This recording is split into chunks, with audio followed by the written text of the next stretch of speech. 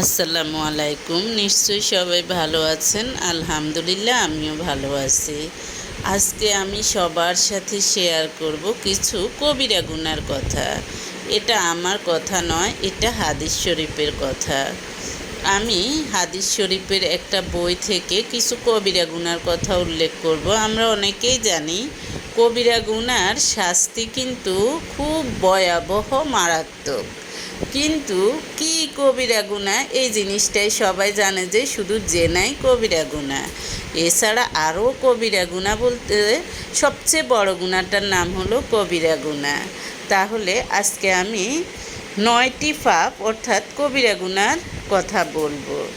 যেমন আল্লাহর সাথে কাউকে শরিক করা, কাউকে খুন করা, এতিমের ধন সম্পত্তি আত্মসাৎ করা, জেহাদের ময়দান থেকে পালিয়ে যাওয়া, সত্য অনুসরণে প্রাণান্ত প্রয়াস না চালানো বা এক্ষেত্রে আলস্য, সুদি লেনদেন করা, পিতামাতার সাথে দুর্ব্যবহার করা, কেননা কোনো নির্দোষ মহিলার নামে কুৎসা রটনা করা, মসজিদে গুজব ছড়ানো, মিথ্যা কথা বলা এবং মিথ্যা সাক্ষ্য দেয়া, এগুলো হলো কবিরা গুনাহ।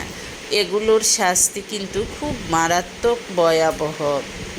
অথচ এ 9টা পাপের মধ্যে কোথাও জেনা বলে নাই। অনেকেই ভাবে শুধু জেনাটাই কবিরা গুনাহ, অন্যগুলো কিন্তু কবিরা গুনাহ নয়। কবিরা গুনাহ আরও আছে।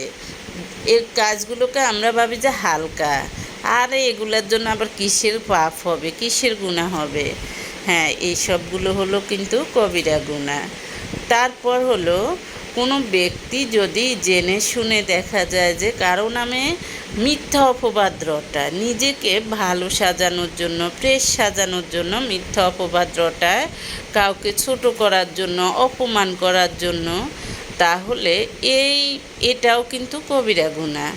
আর যে রটায়, এই কাজটা তার দ্বারা যদি সংগঠিত হয়ে নাও থাকে, এই কাজটা মৃত্যুর আগে সৃষ্টিকর্তা ওই লোকের দ্বারাই সংগঠিত করবে, অর্থাৎ তাকে ওই পাপের অধিকারী বানাবে। তাই জেনে শুনে মানুষকে মিথ্যা অপবাদ দিবেন।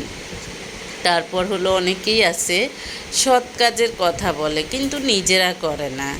দেখা যায় যে বাচ্চাদেরকে সৎ কাজের কথা শেখায়, মানুষকে শেখায়, কিন্তু নিজেরা করে না। আর খারাপ কাজ করা থেকে অন্যদেরকে বিরত থাকতে বলে, কিন্তু নিজেরাই সেই খারাপ কাজ করে। আখেরাতে তাদের শাস্তি হবে কিন্তু কঠিন। মৃত্যুই সত্য, পৃথিবী উল্টে যাক পাল্টে যাক, সব কিছু